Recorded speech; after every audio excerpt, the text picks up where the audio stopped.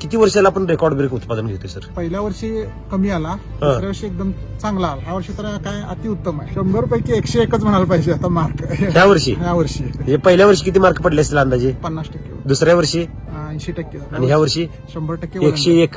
साहेब, ज्याला बेदानासाठी प्लॉट केला जातो, मनी लिमिटेड असेल, ह्यात बघतोय साहेब अनलिमिटेड मन्यांची संख्या आहे. फुगवण पण भरपूर झालेली आहे. फुगवण भरपूर आहे, घडाची साईज चांगली आहे. ते खात असं एकदम एवढ्या पोटाला जे काय खायचं आहे हा. त्याला ते घातलंय मी भरपूर. पोषणच महत्वाचं आहे. महत्वाचं. बेदानाचा प्लॉट किती दिवसानंतर हार्वेस्टिंग होतो? 4.5 महिन्यानंतर होतं. 135 दिवसातनं हे 85 दिवस वजा करा. किती दिवस राहिले अजून साहेब? अजून 50 दिवस राहिले साहेब. होय. साहेब, मण्याची जी साईज बघतोय अगदी एरियागत साईज झालेली आहे. ती स्टेज जी आहे आता फुगवणीची स्टेज आहे.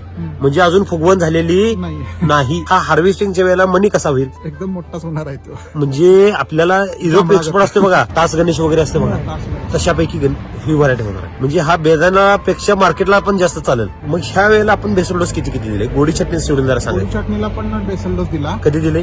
चटणी झाल्यानंतर लगेच दिला. बर. हा, आणि आता एक दिला. म्हणजे 80व्या दिवशी एकदा दिला. 80व्या म्हणजे आता ह्या वर्षी टायमाला एकदा दिला आणि छटणी केल्या लगेच दिला.